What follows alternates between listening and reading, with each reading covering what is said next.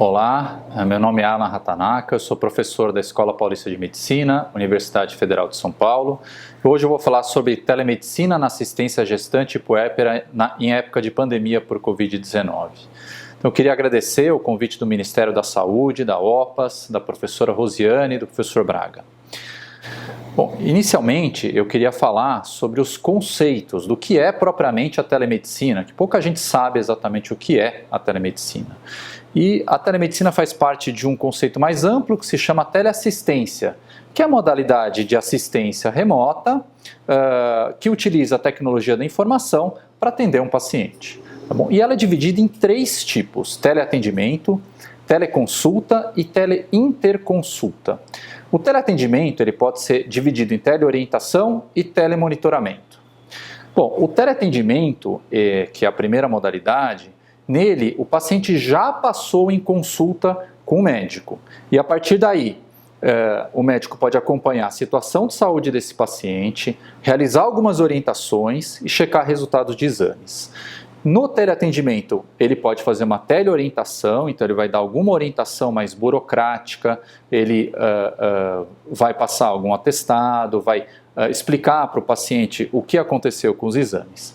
Já no telemonitoramento, ele pode monitorar a situação de alguns exames daquele paciente. Por exemplo, uma paciente com diabetes gestacional, ele pode monitorar a glicemia dessa paciente remotamente. Uma paciente com hipertensão gestacional pode monitorar a pressão arterial remotamente. Isso é muito importante do ponto de vista de saúde pública. Afinal, a maioria das gestantes que vem a óbito, o que acontece é que não é por causa do coronavírus, seria por outras coisas. A gente não pode deixar de dar assistência a essas pacientes. E o telemonitoramento passa a ser fundamental nesse contexto da pandemia de Covid-19. Bom, quanto à teleconsulta, seria o segundo tipo de modalidade da teleassistência. Na teleconsulta, a gente pode fazer um atendimento amplo, diagnóstico, acompanhamento, orientação, prescrição, alguns outros tipos de receita, exames e as demais ações de saúde. E o terceiro tipo seria a teleinterconsulta. Então seria o quê? A troca de informações entre dois profissionais. Então a gente tem um médico especialista e um outro profissional na outra ponta. E o médico poderia orientar esse profissional a dar assistência à gestante. E a telemedicina nada mais é do que fazer a medicina através da teleassistência. Então, a telemedicina seria um conceito bastante amplo, mas apenas realizando medicina.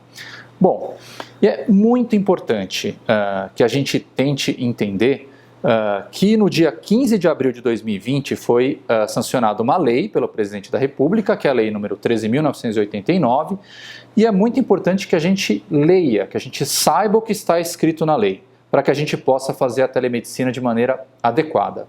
Então essa lei autorizou o uso da telemedicina enquanto durar a crise da Covid-19. Um outro artigo diz que entende-se por telemedicina o exercício da medicina mediado por tecnologia para fins de assistência, pesquisa, prevenção de doença, lesão e promoção de saúde. E o médico deve informar a paciente todas as limitações inerentes à telemedicina. E nesse ponto é fundamental que a gente chame a atenção que tem que ser dado à paciente um termo de consentimento para que seja realizada a consulta em telemedicina. E ela tem que dar o ok. Tá? E por último, o último artigo válido foi que a prestação de serviço de telemedicina seguirá os padrões normativos éticos usuais do atendimento presencial. E nesse ponto é importante chamar a atenção que algumas pessoas têm dúvida, preciso gravar a consulta, não preciso gravar a consulta? Como a gente não grava a consulta presencial, a gente não precisa gravar a consulta de telemedicina, mas é fundamental que se relate em prontuário toda a consulta e tudo o que aconteceu nessa consulta. Bom, primeiro então, na prática, né? Então vamos para a prática, né? O termo de consentimento. Onde eu arranjo um termo de consentimento?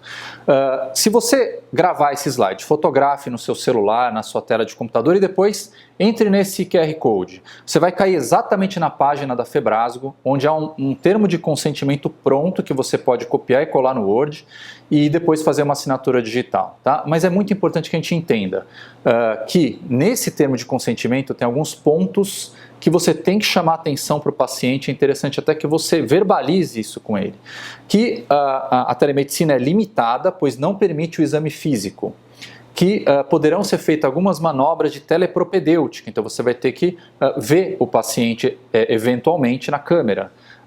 Pode ser realizada alguns exames complementares, então o médico pode pedir alguns exames, pode ser pedida a presença da paciente no consultório, porque pode ser que não se resolva tudo por telemedicina.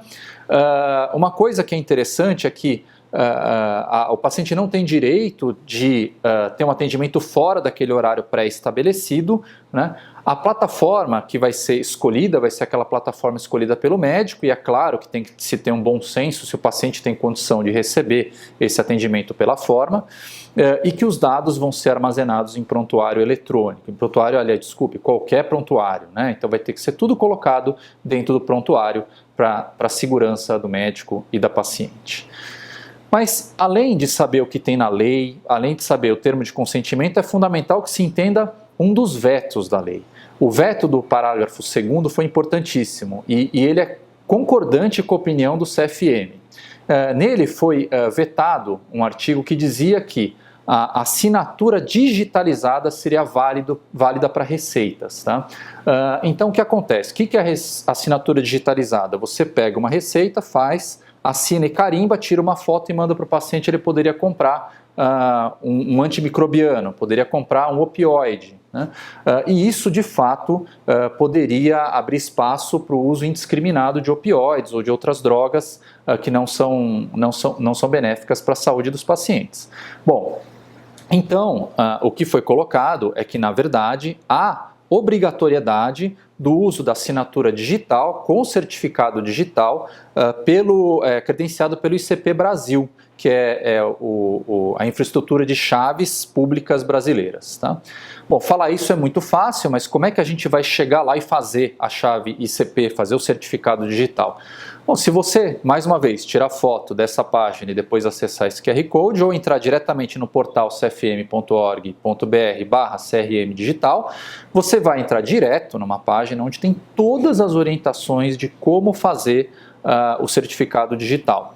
E mais que isso, o CFM oferece desconto, não é muito caro esse certificado, e você pode usar para outras coisas. Ele tem validade legal para assinar um documento e tudo mais.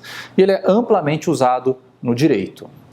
Bom, tendo o certificado digital, ok, você precisa contratar um prontuário eletrônico, né? Na verdade, não, tá? Você pode acessar a página do CREMESP e entrando em prescriçãoeletrônica.cfm.org.br ou acessando esse QR Code, você vai ter acesso a tudo que você precisa, todos os documentos que você pode utilizar para emitir para o seu paciente. Então, atestado médico, receituário de antimicrobiano, receituário especial, atestados. Então, é muito fácil fazer isso e de maneira gratuita. Tá? Bom, por fim, já em abril, então ali no começo da pandemia, né, foi feita uma pesquisa para tentar entender se os médicos estavam usando telemedicina ou não. Foi visto já que em abril, 50% dos médicos estavam usando a telemedicina. E o mais interessante, né, quando a gente olha, é que a minoria utilizava a telemedicina para atendimento da Covid. A maioria utilizava para outras coisas, o que é muito importante para a redução da chance de mortalidade materna. Tá? Então, existem outras doenças, a gente não pode esquecer disso, que têm que ser contempladas na assistência gestante e não podem ser negligenciadas. Bom, e qual recurso que vinha sendo usado? Essa é uma outra dúvida, né? Que é muito frequente. Que recurso eu uso? Eu preciso comprar algum software de telemedicina? Não. A lei é clara, é para você usar uma tecnologia. E se é para usar uma tecnologia, a mais usada, sem dúvida nenhuma, é o WhatsApp, que é gratuito. Você pode usar o telefone, que é outro método extremamente usado, e o que vem sendo muito usado também é o Zoom, que é outra plataforma gratuita, tá bom? E você pode usar de maneira tranquila por 40 minutos. Aí vai chegar outra dúvida, mas o meu paciente, eu acho que ele não quer usar a telemedicina, né? Na verdade, não é bem assim. Quem não quer utilizar a telemedicina, segundo uma pesquisa recente realizada em Nova York, parece ser o médico. Mais de 50% dos médicos querem fazer a consulta apenas presencial. E o que a gente observa é que a maioria dos pacientes quer fazer uma consulta mista, maioria presencial, mas com algumas consultas de telemedicina, ou na mesma proporção entre telemedicina e consultas presenciais. Tá? Então, acho que é interessante que a gente tenha esses conceitos e como que deve ser utilizada a telemedicina e como devem ser feitas as consultas presenciais. O nosso manual recomenda de consultas mínimas presenciais, aquela com 12 semanas para a realização do ultrassom morfológico do primeiro trimestre e também exames laboratoriais. Antes disso, poderia ser utilizada a telemedicina. Com 20 semanas, fazer uma consulta mais ultrassom morfológico de segundo trimestre e, pela Febrasgo, na oportunidade da ultrassonografia morfológica de segundo trimestre, aproveitar e fazer o colo por via transvaginal. Fazer com 26 semanas uma consulta com a curva glicêmica mais as vacinas. Com 32 semanas a consulta seria opcional, presencial por telemedicina. E aí depois, com 35 semanas, 37, 38 poderia ser com telemedicina e depois as consultas semanais, né? Na consulta de telemedicina é importante que a gente chame a atenção que é muito importante que a paciente tenha algum meio para medir a pressão. Pode ser na farmácia, ela pode comprar um aparelho para mensurar a pressão, mas isso é uma coisa que tem que ter. E a mensuração do peso também é importante. Então fica para a telemedicina aquela consulta abaixo de 11 semanas, uma entre 16 e 18 semanas, a de 32 semanas que é opcional, 38 semanas pode ser realizada a consulta de puerpério, para que a paciente não precise comparecer à consulta, mas que é fundamental para a gente chamar a atenção para o planejamento familiar dessa paciente. Então, do ponto de vista prático, tá? Vamos para a prática da telemedicina. Primeira coisa, vamos utilizar o termo de consentimento, tá? Então, o termo de consentimento pode ser achado nesse link, e a gente chega nesse termo de consentimento, ele vai ser aberto no Adobe, ele cai direto no Adobe, mas você vai ter que copiar isso e colocar no Word e depois enviar para a paciente. Você clica num botão como esse aqui de enviar e compartilha com a paciente, tá bom? Segundo ponto, a gente tem que ter o certificado digital. Então, certifique-se disso antes da consulta. Você vai entrar na certificação digital pelo ICP Brasil, você pode entrar nesse link e vai fazer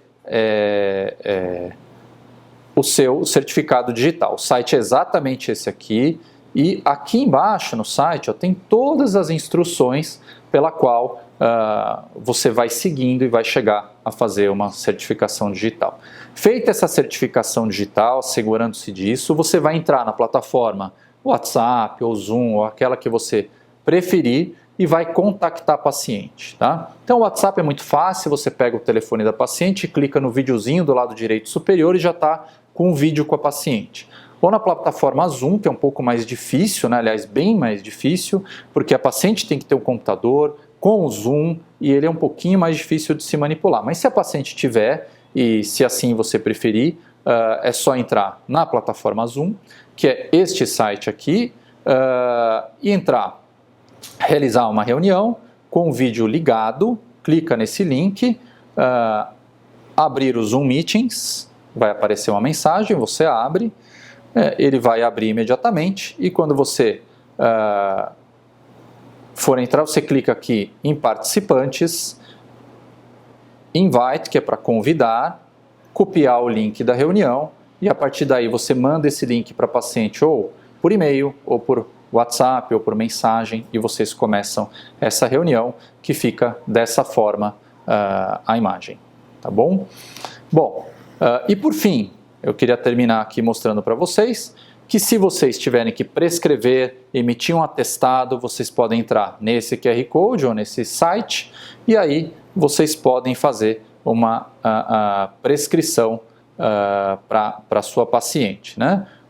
O site é esse aqui, então você pode escolher entre atestado médico, receituário simples, receituário de controle especial, antimicrobiano, relatório médico, solicitação de exame. Então, vamos dar um exemplo aqui de como assinar isso, tá?